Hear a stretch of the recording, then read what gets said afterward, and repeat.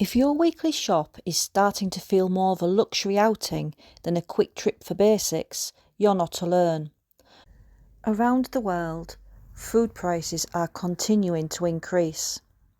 In the UK, they have just shot up at their fastest pace in 18 months, and it's hitting the everyday items such as chocolate, butter, coffee and eggs especially hard. This video is about what's going on, and more importantly, what can we actually do about it and stop every shopping trip taking us into the red. First, let's look close to home.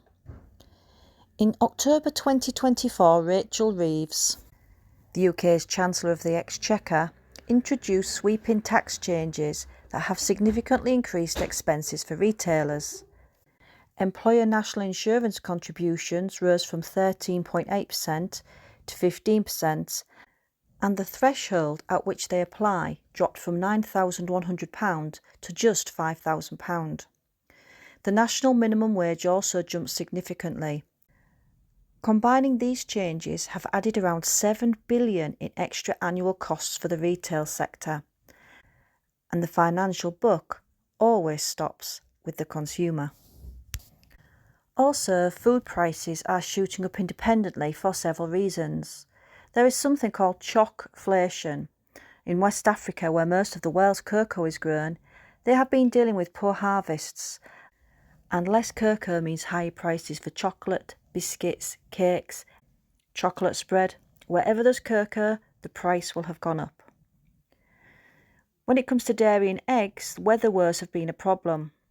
The unpredictable UK weather has been rough on dairy farming, which pushes up the cost of butter, cheese and eggs.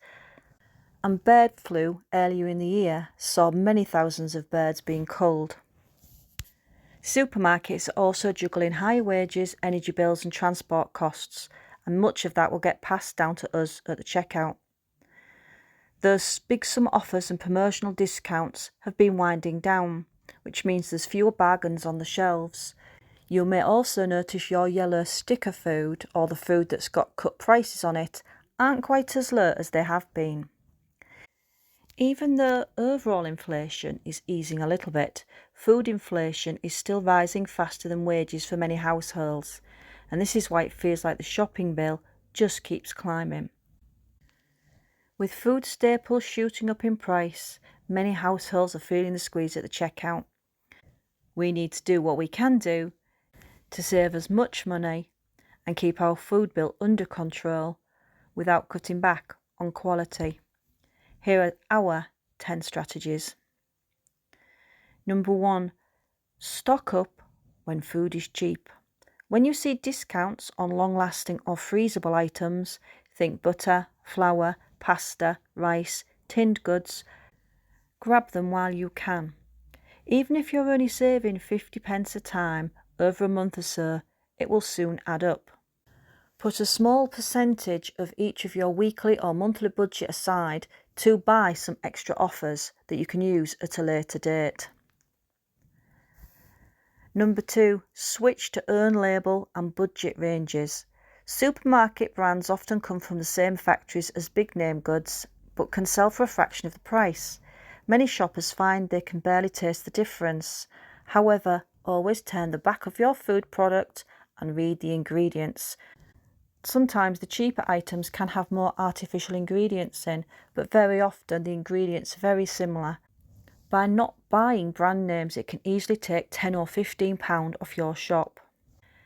Number 3, shop at discounted stores. Stores like Aldi and Lidl consistently beat traditional supermarkets on basket costs of food. For families, it could be a great way to save some money. Even if you just buy the basics from these cheaper shops, it can certainly put some savings back into your purse. Use loyalty cards and cashback apps. Tesco Clubcard, Nectar Sainsbury's, Lidl Plus, and cashback apps like Shopmium and Checkout Smart can shave pounds off over the course of a month. You don't have to be brand loyal and you don't have to be supermarket loyal. Get all the apps to all the supermarkets and pick and choose the best products, pricings and savings for you. Number 5, buy seasonal and local. Strawberries in December are expensive and flavourless in the UK, while strawberries in June are cheaper and delicious. Seasonal eating is better for your wallet and your health and the environment.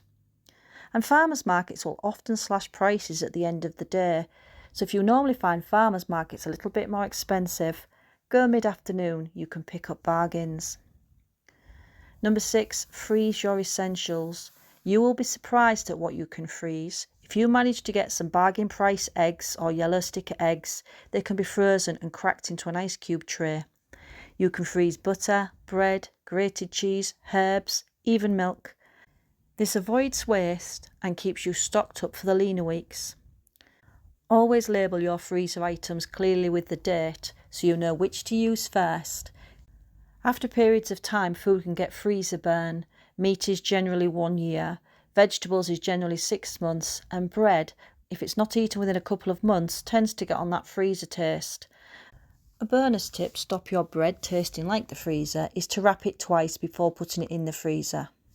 So 2 baggy bread for better flavour. Number 7, track prices and compare shops. You could keep a small notebook or phone notes on an app to record the price of items you buy every week, like eggs, butter or chicken. You'll quickly see which supermarket is hiking prices and where you get the best deal. Focus on your top 10 core items you buy every week, rather than checking absolutely everything, because it can be overwhelming. Number 8, plan meals and reduce waste. One of the biggest hidden costs isn't price hikes, it's food waste. Planning just 5 main meals a week and making extra for leftovers can cut waste dramatically. Also do a fridge clear out meal once a week. Omelettes, stir fries or soups are a perfect way for using up odds and ends. Number 9, DIY treats and staples. Instead of buying pricey ready-made cakes, granolas or sauces, try making your own. Homemade hummus with a tin of chickpeas in a blender is simple. Flapjacks from oats. Even pizza bases cost less to make and often taste better. Bake a double batch and freeze half. You'll have your own ready-made meals for busy nights. And number 10, bulk buy with families or friends. Wholesale packs of family-sized deals can save a fortune. But not everyone has the space or appetite for, say, 10 kilograms of pasta. Team up with a friend, neighbour or family member and split the cost. You could organise a monthly swap box where everybody brings a bulk buy to share. It'll keep things fresh and a great way to socialise. Food prices are climbing. We can't control the weather in West Africa or the crazy government tax policies. We can control how we shop, cook and store food. By being a little more strategic, swapping brands, planning meals and teaming up with others, we can take some of the sting out the rising bills. Thanks for listening today. If this video helped you or you enjoyed it, please give us a like. And if you'd like to watch more of our videos, don't forget to subscribe to the channel. Wherever you are in this very wonderful world, we hope you have the most dazzling of days. Bye for now.